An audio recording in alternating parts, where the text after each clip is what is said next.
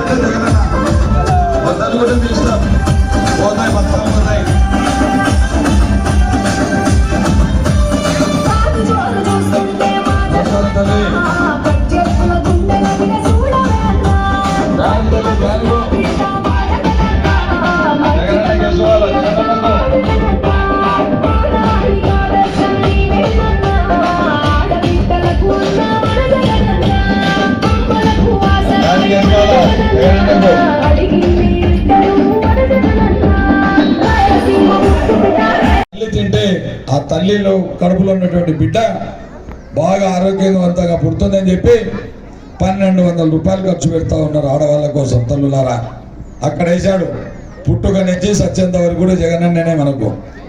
మనం ఆ రోజు తల్లికి ఈ చంద్రబాబు నాయుడు 200 ఖర్చు పెట్టాడు. మనం ఈరోజు జగన్మోహన్ రెడ్డి 1200 ఖర్చు పెడతా ఉన్నాడు. తల్లి కానిపోయిన తర్వాత కూడా తల్లికి పిల్లకు పౌష్టికారాలు అందిస్తూ ఆ రకంగా మళ్ళా పిండి పడిపోతే పాలు గుడ్లు ఇచ్చి దినానికి ఒక ఆహారం పెట్టి బ్రహ్మాండంగా ఈ పిల్లలను కూడా తాకుతూ ఉన్నాడు. 1వ తరగతి వచ్చేసరికి మేనమామగా నేనున్నా, మీరు ఎవరే కానీ మీ పిల్లలను పనులకు పంపించొద్దు, మీ పిల్లలను బడి పంపించండి, 15,000 చేతులు పెడతానన్నాడు. 2,000 అంటే మెయింటెనెన్స్ పోతుంది, 13,000. ఇప్పుడైతే 17,000 బడి పంపిస్తే, ఇప్పుడు మళ్ళా సీఎం అయితే 17,000 రూపాయలు జగనన్న మన చేతుల్లో పెడతాడు. అదే తల్లికి ఇచ్చి పిల్లలు చదువుకోవాలి. నేను ఇచ్చే ఆస్తి పెద్ద అయిన తర్వాత మీ ముఖ్యమంత్రి ఏమి ఇచ్చాడని అడిగితే, నేను మా ముఖ్యమంత్రి చదివించాడు చాలు, మేము జ్ఞానవంతులమైన చదువుకొని మంచి మంచి ఉద్యోగాలు చేస్తూ ఉన్నామని చెప్పుకోవడానికి ఈరోజు నేను ఇచ్చేది ఒకటే తల్లులారా అని చెప్పి విద్యను ఇస్తూ ఉన్నాడు.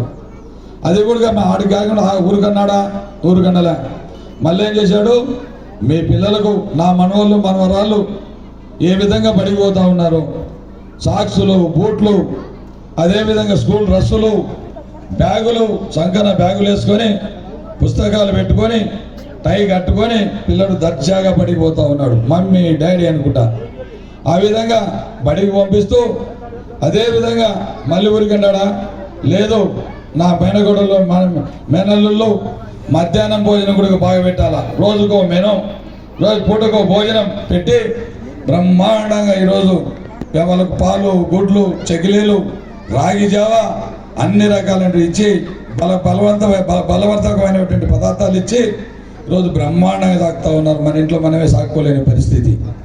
ఆ విధంగా దానికి మళ్ళా విద్యా దీవెన కింద ఇంజనీర్లు అవుతారా, డాక్టర్లు అవుతారా, సైంటిస్టులు అవుతారా, ఐఏఎస్లు అవుతారా, ఐపీఎస్లు అవుతారా, ఎంత చదువులని చదివించుకోండి, నేనున్న మేనమామగా అని చెప్పి పెద్ద పెద్ద చదువులు చదివి వాళ్ళకు ఉద్యోగస్తులు వచ్చేలాగా అతనే కాపాడుతూ ఉన్నాడు. తర్వాత పెళ్ళిళ్ళు చేసే సమయానికి తల్లికి 45 ఏళ్ళు వస్తూ ఉన్నాయి. తల్లికి 45 ఏళ్ళు రాగానే ఆ తల్లికి చేయూత కింద 18,750 రూపాయలు చేతులు పెడతా ఉన్నాడు. ఖచ్చితంగా పెడతా ఉన్నాడు. మనం ఆలోచించాలి తల్లులారా, మనం వేసిన ఒక్క ఓటుకు 5 సంవత్సరాలు సేవ చేస్తూ ఉన్నాడు. మనం ఆలోచించాలి. 18,750 ఇస్తూ వితంతు తల్లి వితంతు అయితే ఈ మధ్యకాలంలో తాగి మధ్యలోనే చనిపోతూ ఉన్నారు. 30 ఏళ్ళకు 40 ఏళ్ళకు చనిపోతూ ఉన్నారు మగవాళ్ళు తాగి తాగి తాగి. ఆ విధంగా 45 ఏళ్ళు పెడుతూ వితంతు అయితే 36,000, నెలకు 3,000 ప్రకారం 36,000. ఇది ఒక 18,750, 54,750 రూపాయలు ఒక్క 2 పథకాల ద్వారానే ఆ తల్లికి ఇంటికి చేరుతూ ఉన్నాయి. మిగతా విడిచిపెట్టండి. మళ్ళీ కొడుకులు పడిపోతే వాళ్ళకు విద్యా దీవెన వస్తూ ఉంది, అమ్మఒడి పడుతూ ఉంది, రకరకాల రైతు పొలం ఉంటే ఒక అర్ధ ఎకరా పొలం ఉన్న 20 సెంట్లున్న రైతు భరోసా పడుతూ ఉంది, ఇన్పుట్ సబ్సిడీ పడుతూ ఉంది, ఇన్సూరెన్స్ పడుతుంది. అది వేరు. మళ్ళా అది కాకుండా ఆ తల్లికి తల్లి మళ్ళీ 60 ఏళ్ళు. గతంలో చంద్రబాబు నాయుడు హయాంలో 65 ఏళ్ళు ఉండే పెన్షన్. పెన్షన్ రావాలంటే 65 ఏళ్ళు. జగనన్న వచ్చిన తర్వాత 60 ఏళ్ళకు తీసుకొచ్చాడు. అప్పుడు తాతకు పెన్షన్ వస్తూ ఉంది, అవ్వకు చేయూత వస్తూ ఉంది, 2 వస్తూ ఉన్నాయి. మళ్ళీ 54,750. అదేవిధంగా వికలాంగుడు అంటే ఇంకొక 36,000 వస్తూ ఉంది. ఆ ఇంట్లో ఒక వికలాంగుడు అయినా ఉంటే దాదాపు 90,000 లక్షల రూపాయలు ఈ 3 పథకాల ద్వారానే వస్తూ ఉన్నాయి. మనం అంటే 5-10 ఎకరాలు భూమి వేసుకున్నా ఒకటే ఈరోజు. అదేవిధంగా ఎస్టీలకు కూడా 50 సంవత్సరాలకే పింఛన్ ఇస్తూ ఉన్నాడు, మీకు అందరికీ తెలుసు. అదేవిధంగా మనం చూస్తూ ఉన్నాం రైతు భరోసా ద్వారా. రైతు భరోసా ఈరోజు రైతన్నలు అందరికీ కూడా అర్ధ ఎకరన్నా మనం దాంట్లో తల్లి తండ్రి కొడుకులు పంచుకొని ఆ కుటుంబంలో 3 ఉంటే 3కి వస్తూ ఉంది. ఆ రకంగా ఏదైనా అకాల వర్షాలు కానీ లేకపోతే వడగళ్ళ వానలు కానీ పంట దెబ్బతినేటప్పుడు ఇన్పుట్ సబ్సిడీ వస్తూ ఉంది. ఎవరు అడిగినా అడగకపోయినా ఈరోజు మన నియోజకవర్గంలో ఈ 5 సంవత్సరాలు 100 కోట్లు నేను అధికారులను మందలించైనా సరే వాళ్ళను రిక్వెస్ట్ చేసినా ఎన్నో రకాలుగా మన నియోజకవర్గంలో ఇన్పుట్ సబ్సిడీ ఇప్పించాను, ఇన్సూరెన్స్ డబ్బులు ఇప్పించాను.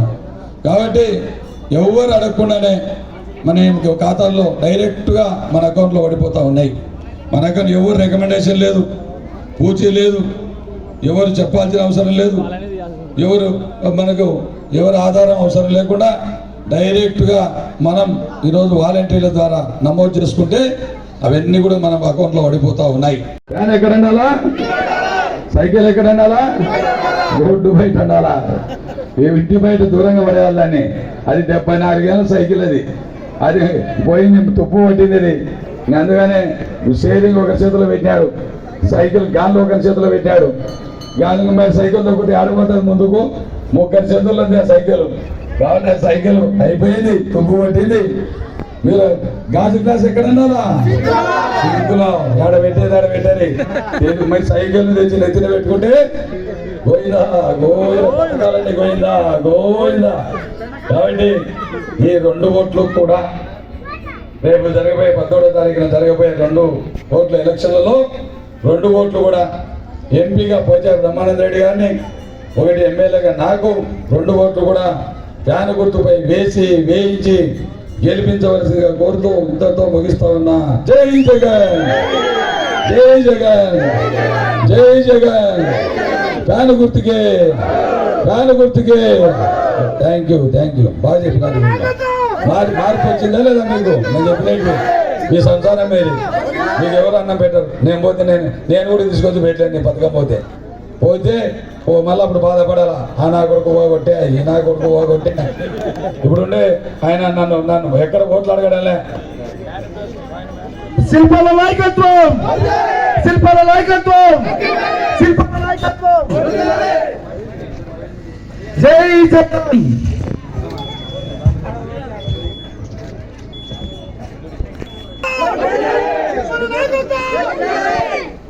జై జగన్.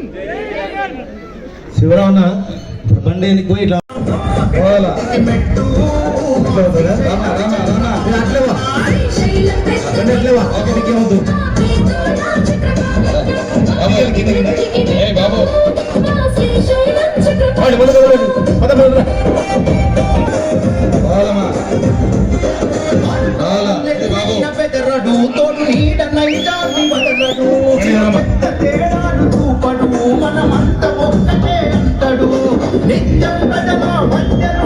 నమస్కారం తల్లి జగన్నకు వాళ్ళు 10 మంది మన గుడితే బానక తెలియజేస్తా ఉన్నా. అదే కాదు, చంద్రబాబు నాయుడు గురించి ఒక్కసారి ఆలోచిద్దాం. ఈ ఊర్లో అంతా చంద్రబాబు నాయుడు ఉన్నారు దండిగా కొంతమంది. చంద్రబాబు నాయుడుకు తెలియజేస్తా ఉన్నా, అయ్యా బాబు మీ ఊళ్ళో 2014లో 2014 కంటే ముందు, అప్పుడు నేను కూడా తెలుగుదేశంలోనే ఉన్నా. 2014లో ఏమని చెప్పాడు చంద్రబాబు నాయుడు రైతన్నలకు?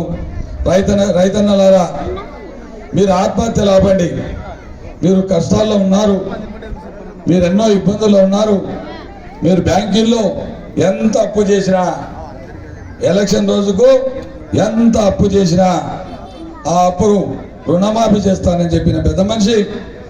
ఆ రుణమాఫీ చేయాలంటే 87,500 కోట్లు రాష్ట్రం అంతా రైతు రుణమాఫీ చేయాలంటే 87,500 కోట్లు.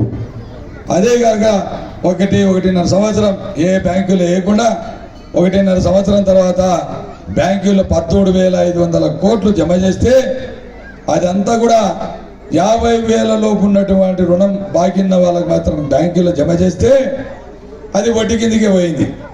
మిగతా వాళ్ళకల్లా గుండు సున్న చుట్టాడు. 74,000 కోట్లు గుండు సున్న చుట్టాడు. అంటే నేను ఇచ్చేసిన అయిపోయా రుణమాఫీ అది క్లోజ్.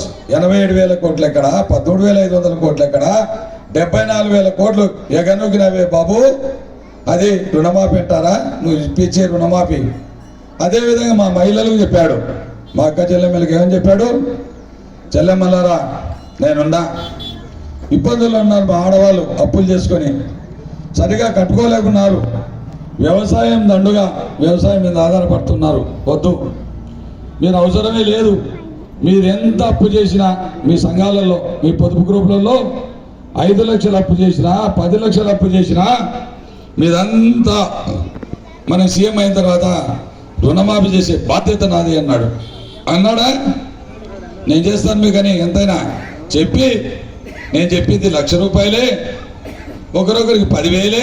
నేను చెప్పలేదు 5 లక్షలు 10 లక్షలు అని చెప్పి అని ₹1,00,000 గ్రూపుకి ఇచ్చి ఆ 10,000 ఒక్కొక్కరికి 10,000 ఒకసారి ఇచ్చాడా? చేతులు పెట్టాడా? లేదు. ఒకసారి 3,000, ఒకసారి 3,000, ఒకసారి 4,000. ఇది కరెక్ట్ అయితే నాకు ఓటే, లేకపోతే బేకరే.